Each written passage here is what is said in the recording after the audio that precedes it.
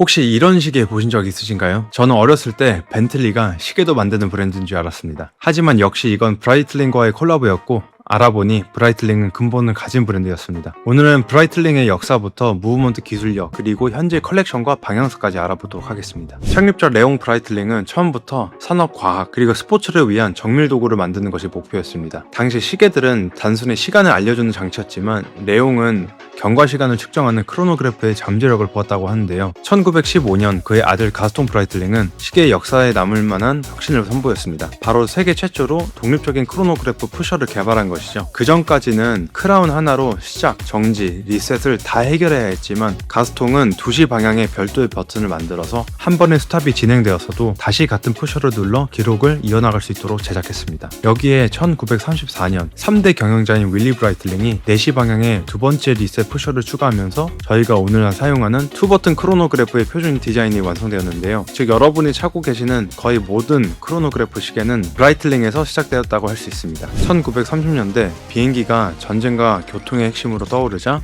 브라이틀링은 1938년에 위트 에이비에이션 부서를 설립하고 군용 항공기를 위한 온보드 크로노그래프를 제작하며 영국 공군의 신뢰를 받습니다. 그리고 1952년 역사상 가장 상징적인 항공시계인 내비타이머가 탄생하는데요. 이름부터 내비게이션과 타이머의 합성어인 이 시계는 베젤에 슬라이드 룰을 탑재했습니다. 컴퓨터가 없던 시절 파일럿들은 이 시계의 베젤을 돌려 비행거리, 연료 소비량, 상승률 등을 즉석에서 계산했습니다. 내비타이머는 AOPA의 공식 시계로 채택되었고 1962년 브라이틀링은 우주에 진출한 첫 스위스 브랜드가 됩니다. 개인적으로 우주로 가장 먼저 진출했으면 크게 의미가 있었겠지만 첫 스위스 브랜드라는 게 큰 의미가 있나 싶긴 합니다. 70년대 쿼츠 파동은 브라이틀링에게도 가혹했습니다. 윌리 브라이틀링은 브랜드의 문을 닫으려 했으나 시계 제작자이자 아마추어 조종사였던 에르네스트 슈나이더가 브랜드를 인수하면서 브라이틀링은 전문가를 위한 장비라는 슬로건 아래 더욱 강인한 이미지를 구축합니다. 또한 1995년 출시된 이머전시는 시계 내부에 마이크로 송신기를 탑재해 조난시 구조 신호를 보낼 수 있는 기술력을 선보이는데 실제로 약 20명 정도의 인원이 이 이머전시 모델을 이용해서 목숨을 구할 수 있었다고 합니다. 사실 요즘은 핸드폰이 안 터지는 곳도 거의 없고 탐험가들은 훨씬 저렴한 위성형 메신저 기기를 가지고 다녀서 아무리 탐험가라고 해도 필요는 없을 것 같긴 합니다. 그리고 혹여나 이 송신기를 실수로 작동하게 된다면 다시 세팅하는 데만 수백만 원의 서비스 비용을 들여 브라이틀링에 보내야 하고요. 이 실수 때문에 출동한 인원과 장비 모두 사용자가 부담해야 합니다. 하지만 정말 필요한 상황에 송신기를 사용했을 경우 브라이틀링이 이 시계를 박물관에 기증받는 조건으로 회수하고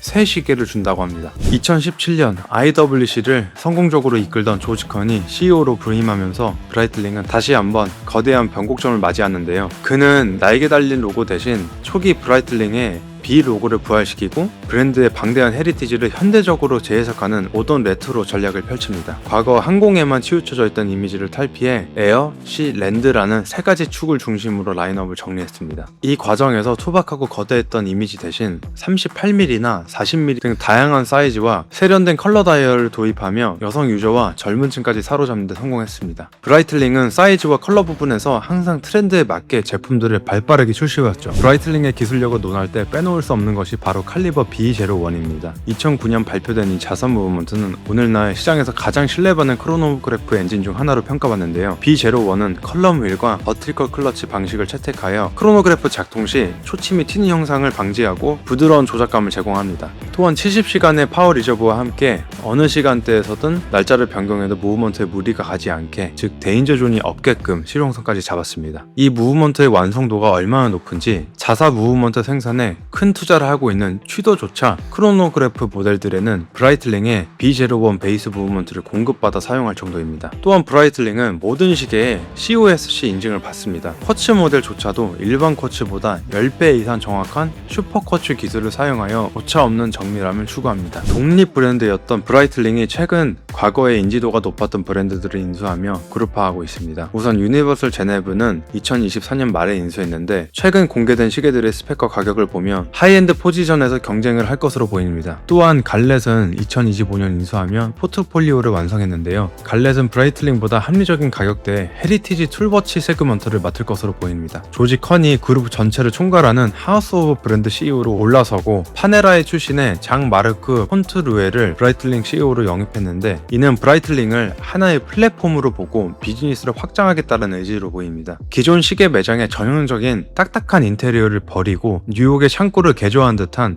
힙한 매장 분위기를 조성해 편하게 들어올 수 있는 환경을 만들고 있습니다. 또 식당과 카페를 결합한 복합 문화 공간을 운영하는데요. 시계를 사지 않아도 브랜드의 향기나 음식 등을 즐기게 하여 소비자의 점유 시간을 늘리는 전략을 채택하고 있습니다. 제품 자체와 마케팅 캠페인만 보아도 브라이틀링은 이제 시계 브랜드라고 하기보다 라이프스타일 브랜드를 목적으로 운영되고 있습니다. 과거 브라이틀링은 근육질 남성의 전유물 같은 느낌이었지만 현재는 좀 유연해졌습니다. 2025년 출시된 레이디 프리미에르와 32mm, 36mm 등 작은 사이즈를 공격적으로 도입한 것이 그 증거입니다. 여기에 랩그로운 다이아몬드와 추적 가능한 골드를 100% 도입하며 가치 소비를 중시하는 현대인의 라이프 스타일에 발을 맞추고 있습니다. 또한 특정 라이프 스타일을 공유하는 스쿼트 개념을 도입해 항공뿐만 아니라 모터사이클, 서핑, 럭비 분야로 마케팅을 넓히고 엘링 홀란이나 빅토리아 베컴 같은 셀럽들과 협업하며 패셔너블한 럭셔리 이미지를 구축하고 있습니다. 이제 브라이틀링의 주 고객은 단순히 파일럿식의 역사를 좋아하는 남성이 아니고 남녀노소 구분 없이 트렌드에 밝고 멋있는 엔트리 럭셔리를 즐길 줄 아는 사람들을 정확히 타겟팅하고 있습니다. 브라이틀링은 이제 전문가용 툴워치라는 과거의 정체성에만 갇혀있기보다는 유니버설 제네브와 갈렛 같은 브랜드들을 통해 각 계열사의 컨셉과 타겟층을 명확히 구분하며 사업 확장을 꾀하고 있습니다. 이런 전략이 시장에서 과연 얼마나 성공적일지 저 역시 궁금한데요. 정통 시계 매니아들 입장에서는 이런 파격적인 행보가 조금은 낯설고 거부감도 들 수 있겠지만, 대중적인 매력과 기술적인 근본을 동시에 잡으려는 브라이틀링의 영리한 움직임은 분명 지켜볼 가치가 있어 보입니다. 여러분은 지금의 브라이틀링 그리고 새롭게 인수한 브랜드들에 대해서 어떻게 생각하시나요? 의견은 댓글로 부탁드리겠습니다.